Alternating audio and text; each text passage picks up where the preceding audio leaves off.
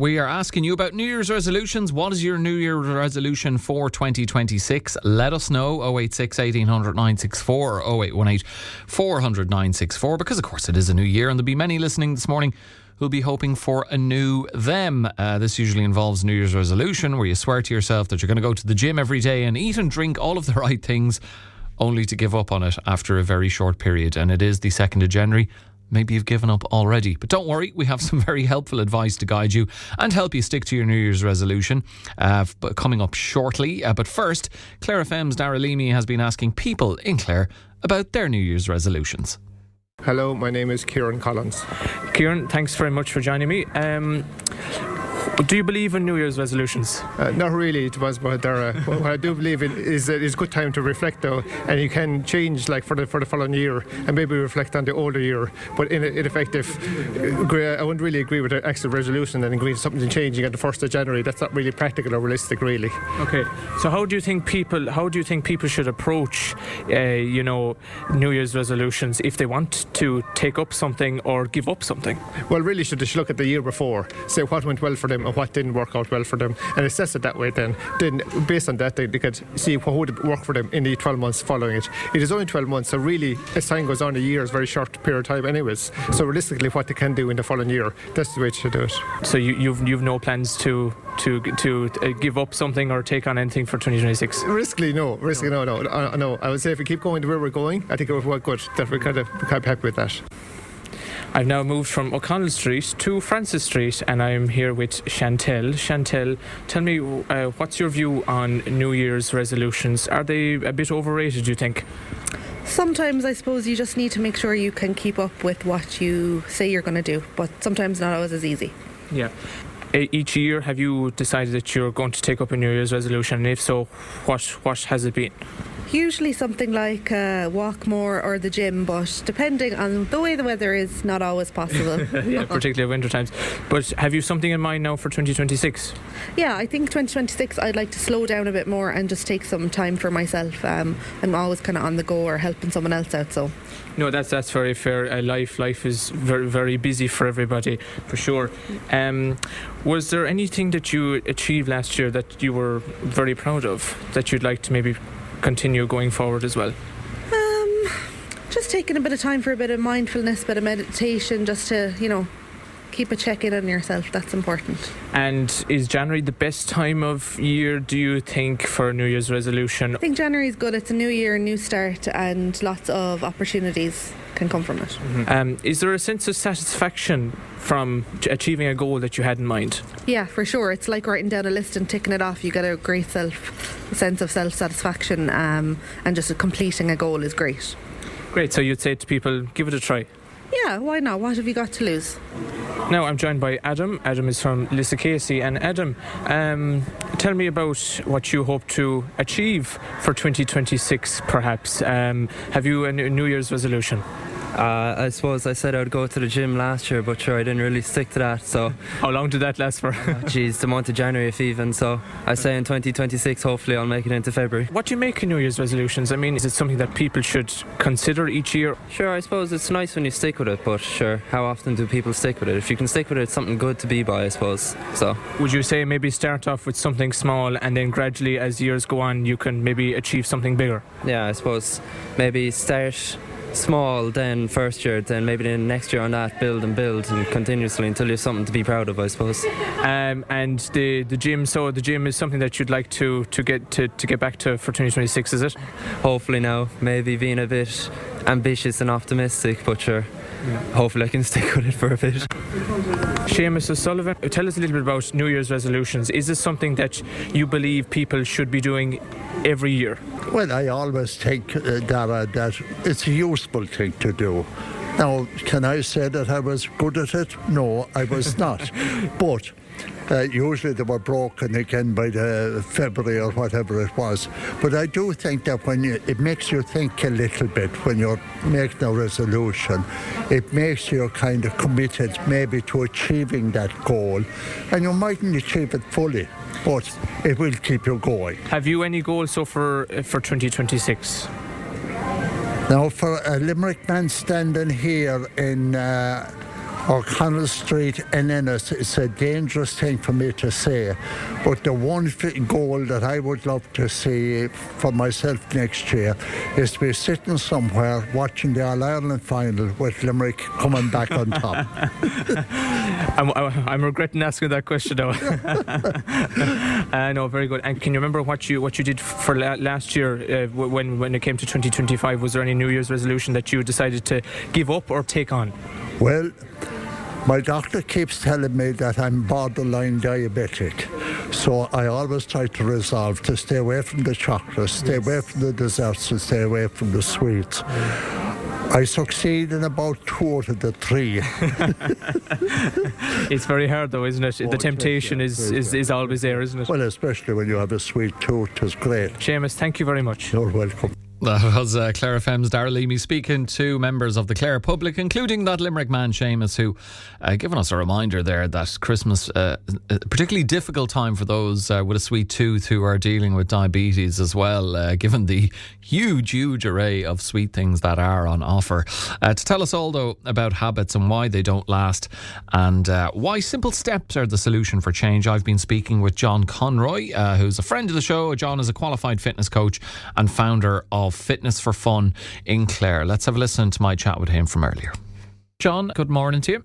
Good morning, Alan. Happy New Year to you and all the listeners. And thanks very much for being with us. I suppose when we think of New Year's resolutions, the one that crops up most often for people is they take a look at themselves and maybe looking in the mirror and say, I need to do something about this. No doubt exacerbated by all their eating and drinking over Christmas. So a lot of people want to do a lot of work in their fitness. Do you notice this? Do you notice an increase in your workload early into January in the new year? Yeah, definitely, Alan. I suppose it's one of the New Year's resolutions that people would always have coming towards the end of the year is to work on fitness. And one thing I will say is that, you know, for people who might have been maybe out of fitness for a while and are looking to get back into it, find something you enjoy doing, whatever it is. So find something you enjoy doing and looking forward to doing it. Like there's any amount of different classes out there. There's some really good instructors out there. There's a lot of different types of classes. And then there's a number of other like social outlets that are available throughout the county. And I suppose a good starting point for people, if they're unsure what to do, would be contact the Clare Sports Partnership. They're really helpful there. The staff are really good and helpful. And they cover, I mean, we all know about the GA clubs, soccer clubs, rugby clubs and all that, Pilates clubs, yoga clubs, but the Sports Partnership deal with a lot of other, say, minority sports that people may not be that aware of. And they're a really good outlet and contact for that as well. And from your point of view, John, what are the best ways to go about getting fitter in the in 2026, and maybe for those who've been putting it on the long finger as well? I suppose, though, aside from that, you need to learn to walk before you can run, as they say. Whatever people get involved in, they need to take slow, steady steps, not just go from the couch to running a half marathon. Yeah, correct, Alan. That's the first thing, is to give it time. There's no instant fix with this. Give it time. Give yourself the time. I said, enjoy that with the other thing and keep a structure. Kind of give yourself, if you're going Tuesday and Thursday, keep your Tuesday and Thursday. And something else I would have done a lot of when I started out Fitness for Fun is a lot of running groups and walking groups. And people would be fantastic for January and February. But come the middle of February, the numbers would drop off. And it's just a pity, because January, February, potentially the two, weather-wise, they're probably least kindest on weather if we're doing outdoor physical fitness. And if you can stick with January, February, just keep continuing that into March, April and onward. Just give it that bit of time and keep to your structure, and you will get the results. I've no doubt in the world about that. I'm part of a well-known running group, Clare Crusaders. So we train every Saturday morning, and we train every Saturday throughout the year. Now we're involved in kind of preparing for marathons, but we also do shorter distances as well. And groups like that are hugely beneficial for all of us who join. And this is a big part of joining classes for fitness. It's that social connection. And as we age, the number one and single most important part of this is called social fitness. So that's connecting with people and meeting people and being part of a group. That's the most important thing with this. Obviously, the exercise is really beneficial, but connecting in with like-minded people. I would imagine that's actually a big boost. Not just, the social aspect is important for meeting other people as well, John, but that there is that kind of, for want of a better phrase, safety in numbers, that for people who left to their own devices might not go to the gym or go out for their runs or whatever it might be, but if they know they're going to be there with people and people they know, if you're doing your runs or whatever with a group, and it's easier to do it if others are doing it, but also it makes it easier to do because, if you're chatting with someone, the time flies and you probably don't notice the physical exertions you're making. Yeah, and also what I see, Alan, with my own classes, my own exercise groups, is people go for tea, go for coffee afterwards, they create a bond, they create a friendship. And then what comes from that, aside from the friendship side of it, is people go in and do more classes. People might go and do art classes, they might do knitting classes, they might do other social outlets that lead from that. So again, I know we started out speaking about the fitness side of it, but the real important point of all this is that social connection and meeting people with your own mindset. And again, like anything we do going back to the fitness side of it again is make sure, and the really good instructors in the county, we're very lucky, is to go with someone that has expertise and knows exactly what they're doing. And especially when we make a kind of a burst back in January, the last thing we want to do is get injured. Your guidance by your instructor is key in all this. Yeah, very important to remember that. When people come to you, be it at Fitness for Fun or if they come to Clare Crusaders, do you try and gauge how invested in what they're about to do that they are? Or would you offer the people any advice who kind of feel like they want to get fitter, but maybe you sense they're not willing to put in the hard yards, and that after a week or two they might be likely to drop out? Or do you just leave people to their own devices, and if they decide to stop it, that's up to them? Yeah, I mean, if they want to stop, it's entirely up to themselves. It just mightn't be further. They might go another avenue. They might do something else instead. But I always kind of motivate people and give them a sense of purpose in what they're doing. And trying, one thing I would always do is when we're doing the exercise and the moves that we do in class, give the purpose and meaning of what we're doing and how that's going to benefit their lives. And something else as well, I suppose we're talking a lot about in group classes and all that. The other thing is people can do so much every day on their own, even simple stuff like improving your step count. You're going to work, even not park the car, maybe it's close to work, maybe sometimes walk into work, walk out to your car afterwards. For people who work during the day, I mean, at break time, at lunch time, even for 10 minutes, just go for a walk. Again, bring up your step count. Simple thing you could do, maybe again at your breaks. But these things are called snacks, exercise snacks, Alan. Just like maybe do 20, 30 squats, 20, 30 lunges. And like if you do that over the course of the week, it's building a huge amount of strength in, because everybody's leading really busy lives at the moment, and getting time from everything is a challenge.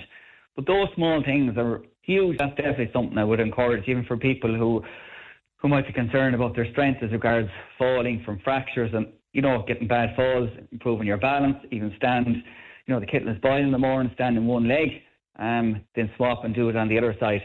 The small little things like that will have a huge benefit. Brilliant advice so far, John. Any other tips for people as to how to tackle their fitness for 2026, or how to maybe tips on how to stay with it if it's, as we say, a lot of people, it's their New Year's resolution but they're not committed to it, or they just find it hard in the dark, colder months of the year to stick with something like staying fit and getting out and running and walking, whatever it might be? Yeah, it's just I suppose the first point, Alan, enjoy what you're doing. There's no point going to something, oh God, I hate going, because that takes away your motivation. Even get a friend to come with you. I think that works really well as well. It's called a buddy system. Get someone that you're a friend with. Come on, we'll try this. We'll go together. There might be, and if two people stay going, it's fantastic. Because some evenings we might go out and, oh God, I have to go out this evening. It's wet, it's cold, I don't want to go. But at least if you have a friend to go with, that greatly helps. And just don't be afraid to try different things. We're very lucky in Clare, like we have coastal area, we have mountains, there's some really good walking clubs, we've kayaking, there's Cork and West Clare, there's a whole wide range of different activities out there. It's just a matter of trying, maybe sampling things and find something that you really enjoy and like. Yeah, brilliant advice, John. Hopefully people will take it on board to help themselves stay fit and also enjoy it in 2026. The founder of Fitness for Fun, the qualified fitness coach, John Conroy. John, hopefully we'll be speaking to you later on in the year. I've no doubt we will, ahead of your annual trips to Uganda, and we hope you have a great year, and thanks for chatting with us on the show.